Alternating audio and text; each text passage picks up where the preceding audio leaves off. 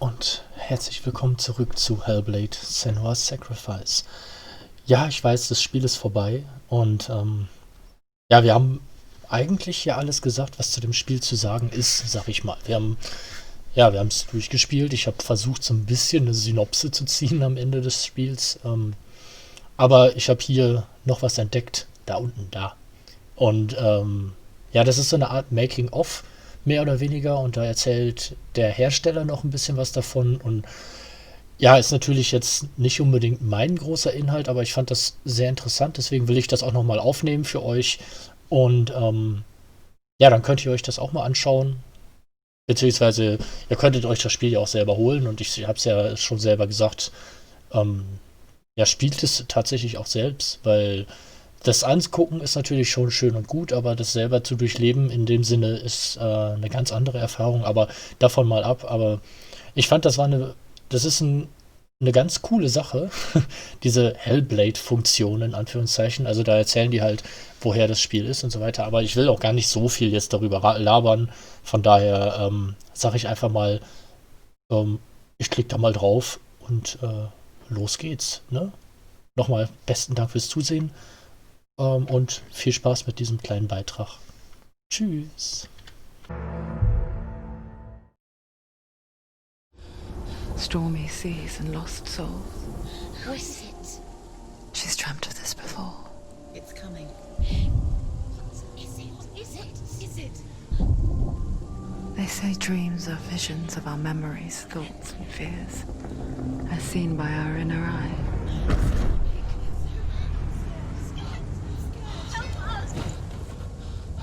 But what if each one of us is always dreaming, even when awake? And we only see what our inner eye creates for us. Is this what hell is? A world shaped by Senua's nightmares. Maybe that's why people fear seeing the world through her eyes. Yes, she's scared. Because if you believe that Senua's reality is twisted, you must accept that yours might be too.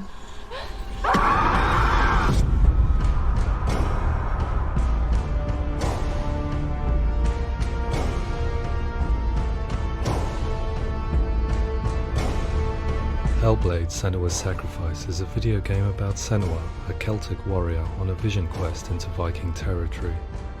But what sets our hero Senua apart is that she suffers from severe psychotic mental illness.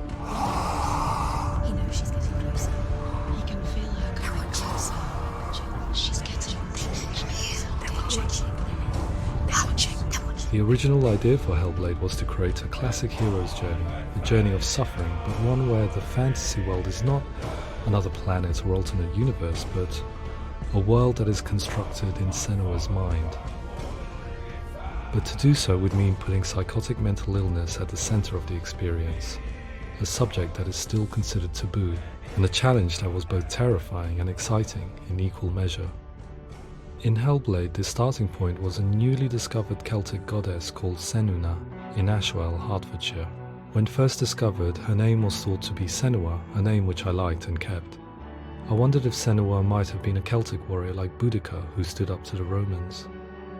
While the Romans had conquered all of Europe, there was a group of Celts up in the furthest reaches of the Roman Empire that could not be conquered, the Picts.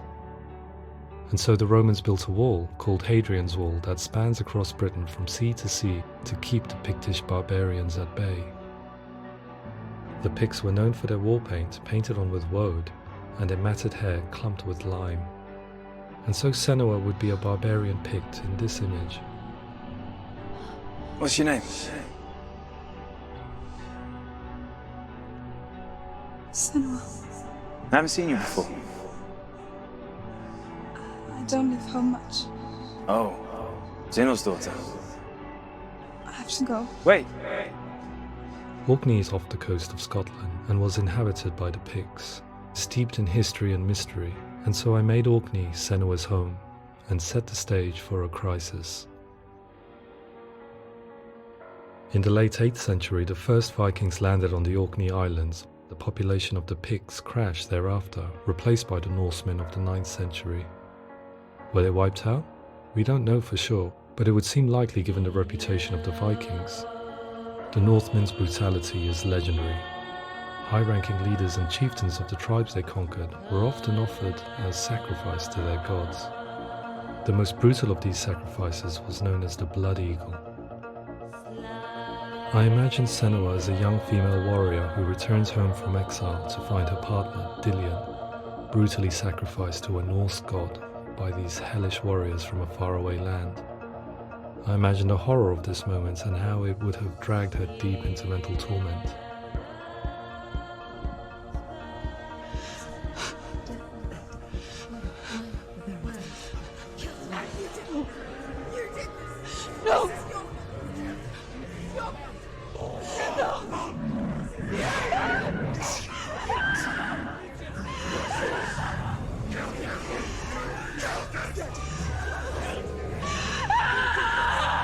I came to learn that the Celts had a sophisticated and nuanced perspective on the nature of mental disorder.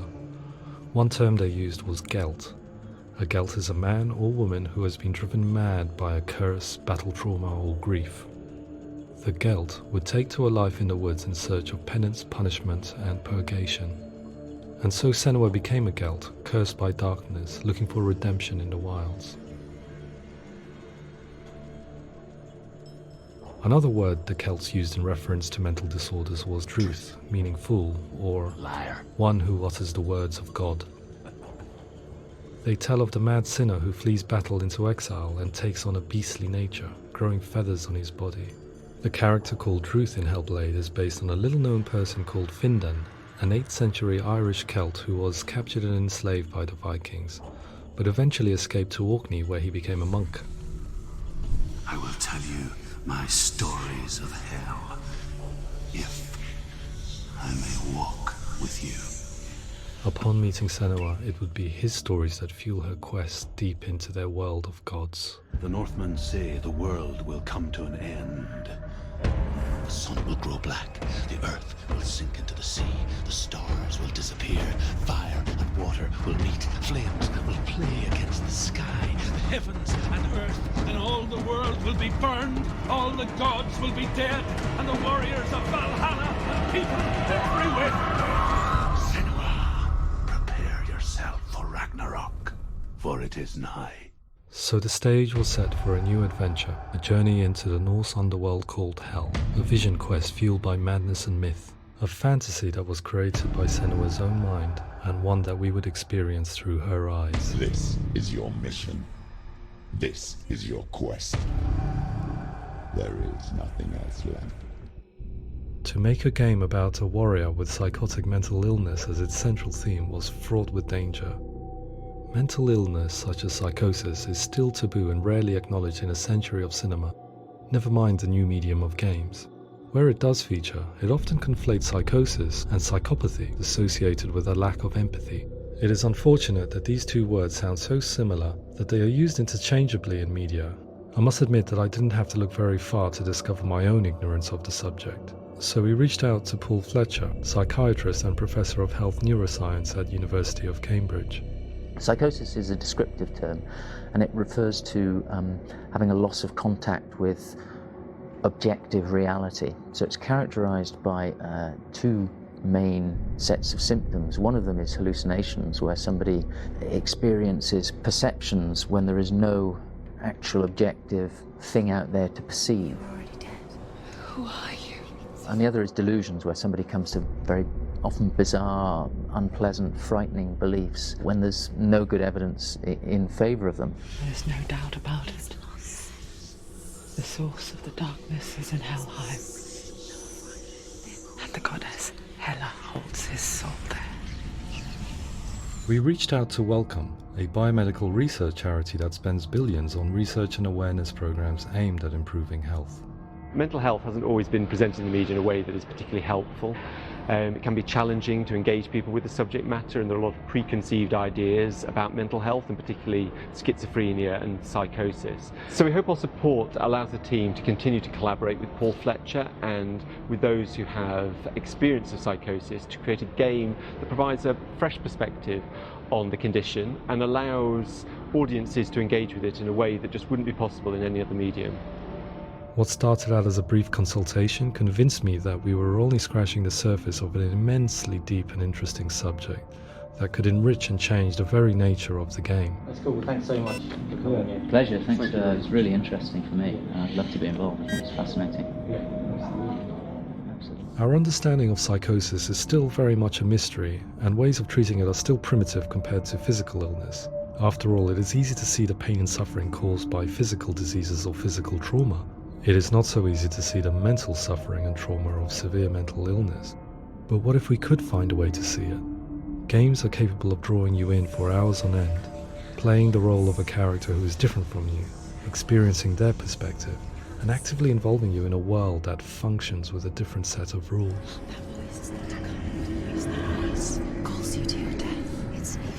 If we were to represent Senua's psychosis, we would have to simulate voice hearing, a common attribute. But how can we simulate something we have no first-hand experience of? Professor Charles Fernyhough, a leading expert in voice hearing from Durham University, offered his help. Hearing voices is an experience that is usually associated with severe mental illness, and crucially we know that hearing voices is a part of ordinary life for many people who don't meet the criteria for mental illness. Yeah.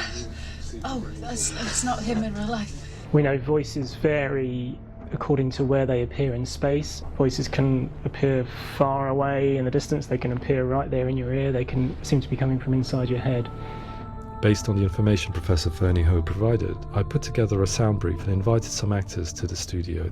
We recorded the actors using a binaural microphone, which records the 3D spatial position of sound, replicating the way sound is heard by human ears.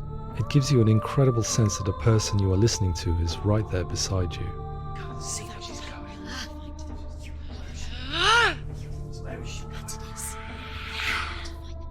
Rachel Waddingham from the Voice Collective came to our studio with 2 young voice hearers to speak to our team. We talked at length about their experiences, and they listened to our tests, giving us feedback on how we could improve on it. Everyone hates her. She's cursed. It's very hard to represent what this experience is like, partly because it's such a personal, intense, emotional experience. It's testament to how Ninja Theory have been listening to what the researchers are saying, but also crucially listening to the experts by experience. What they've come up with is so compelling. It's by far the best representation I've heard of what these experiences are like.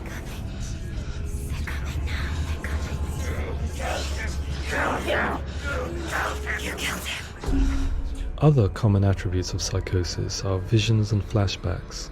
We met with Recovery College East, who work with and care for people recovering from severe mental disorders. A group of service users gave us their first-hand account of what they experience. Sometimes when the visions or what we're seeing is too much, it becomes more difficult until eventually we perhaps don't see anything. The people we spoke to, the stories they told, were fascinating, harrowing and mind-boggling. The reality of what people experienced was vivid, far exceeding what I could possibly have imagined. We went away itching to represent some of these visions and flashbacks in the game.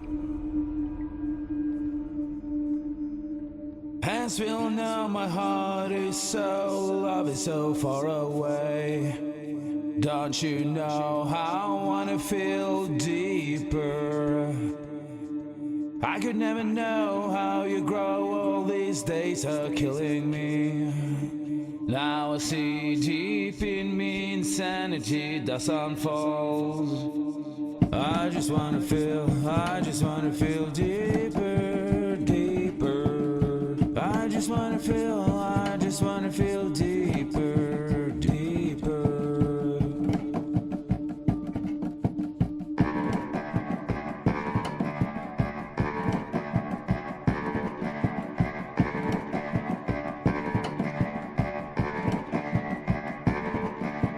As we all know, my heart is so, love is so far away.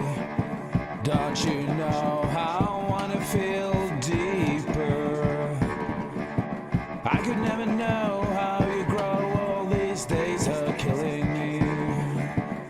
feel like this, read like this. I just wanna live, that's all.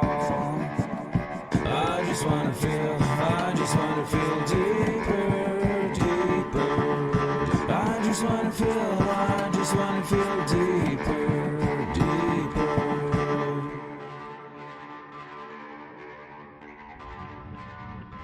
To refine our work, we continue to hold meetings with Recovery College East over the course of a year and a half, showing them what we had achieved so far and refining the in-game representations based on their feedback. With their help, flashbacks, visions and changes in perception were woven into the story and gameplay of Senua. The students that are involved in this project are incredibly excited about being involved. They have described the experience as being important because it values their lived experience and shows that despite what we have been through, all of that experience becomes valid, that actually it's something that we should all be talking about. The experiences described range from beautiful to frightening beyond comprehension. I heard of a girl who has to live with an angry voice screaming at her, slamming on her doors and walls 24 hours a day. I met someone who would often see hanging corpses in a room, so real that she would sometimes try to rescue them. The panic and fear that comes with such visions is entirely understandable, and it can be a living horror for some. Worthless, weak, pathetic. Go on, feel sorry for yourself, because there is no one left to do that for you. I was urged by one fellow that we should not shy away from showing this horror, and so I was perpetually torn in making Hellblade. Had we gone too far with our representations or not far enough? Broken and lost. Just like your soul. Come on.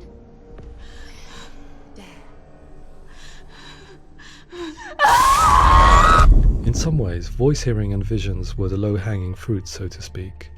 There's another aspect of psychosis that is much harder to explain, but one that I think video games are uniquely able to represent, which are often called delusions. People begin to see patterns in the world. They begin to link things that most people wouldn't link. Most of the things that we might think would be coincidence or, not worth commenting on. Nevertheless, that might have a particular salience or importance for them. One individual described how everyday words, sounds, colours and objects were steeped in meaning to him, forming a strange and sinister puzzle that he was determined to solve but could not quite get to the bottom of. It's not just brain dysfunction. It's not like the system shut down. It's actually an incredibly creative process. The person creates a world populated with voices and phantasms and terrors, and they're completely immersed in it. They believe in it. We often invite people into the studio to play the game. In one of our playtests, they played through much of the game, making associations between runes, secret messages, and the threat of darkness that stalked them. There are many things that happen in the world of Hellblade that make perfect sense within the context of Senua's mind. The dark rot that's killing her slowly from within, the secret runes of the gods that block her path to Helheim, and strange associations that exist in the game to confuse you. To complete Senua's quest, you have to internalize and accept the logic and meaning behind these things to progress. Afterwards they said that they didn't see much evidence of mental illness in the game.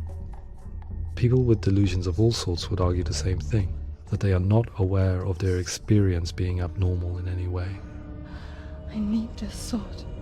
It's important. Representing perception changes and thinking patterns within Hellblade gives us a set of symptoms common in psychosis. But people with lived experience were keen to emphasize another point, that it is wrong to define a person by their symptoms. Quite often, the illness comes not from the symptoms, but from the stigma, isolation and mistreatment that comes about from the rest of society. They say that I'm cursed. What if they're right? I needed someone to portray Senua, someone who could believably internalize her suffering.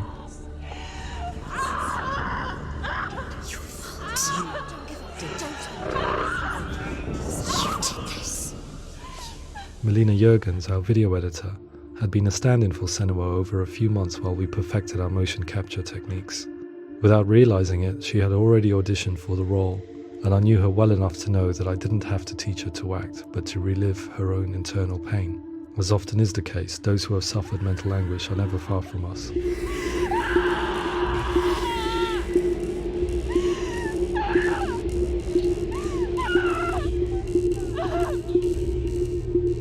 My hope is that by creating a compelling and aspirational character in Senua who feels very much real, albeit in a fantasy setting, we can provide a lens into her reality, a different one to yours, and this is where storytelling comes into play. I imagined her life based on common threads in real people's lives.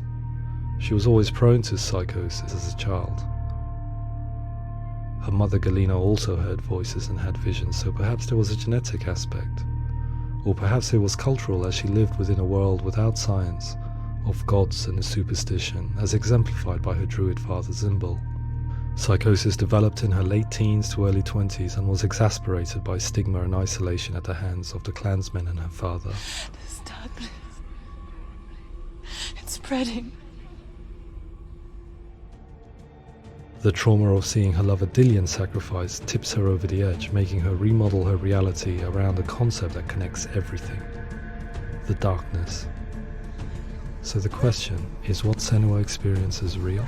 Can only be answered by saying, yes, it is real. It is her reality. All of her suffering will have been for nothing. It's just a matter of time. Towards the end of the project, service users and professionals that had collaborated with us were invited to see the near-final game. It was a chance to see if the game had reflected their views or if it had misrepresented them. For me, being involved in especially developing Senua's character has been really important, and being able to bring in my perspective and what I see and what I hear, and having that built into the game has been a real privilege. It's gritty and it's meaty, and there are some tough subjects in there that are being tackled with honesty.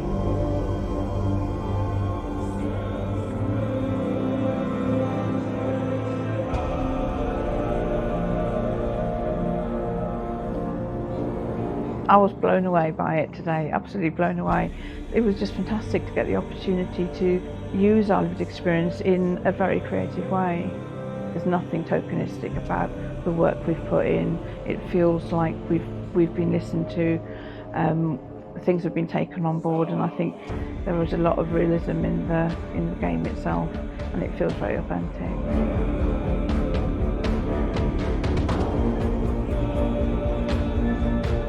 Hellblade will give people a good experience of what it's like to hear voices and have those experiences. I'm glad that the guys at Ninja Theory have asked us to come along and help them build an experience that's positive when it comes out, and get myself a copy and have a go.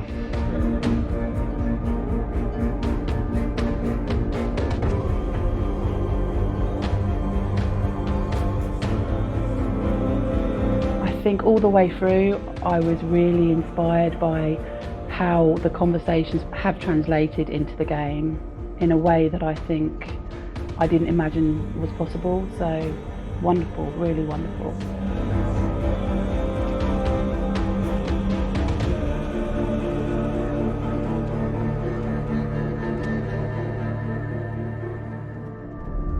I really hope that others will follow the lead they've set and use the power of something like a video game to change people's perceptions, to increase understanding, and ultimately to make some of the stigma around voice hearing and other experiences go away.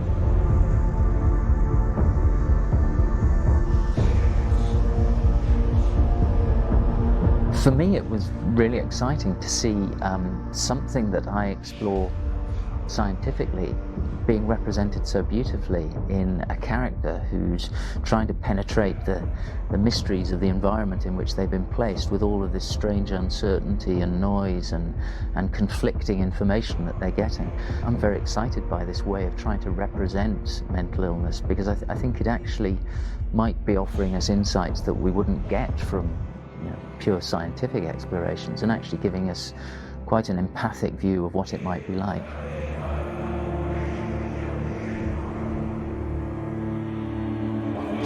Mental illness has been with us for as long as we have been on this planet, but why?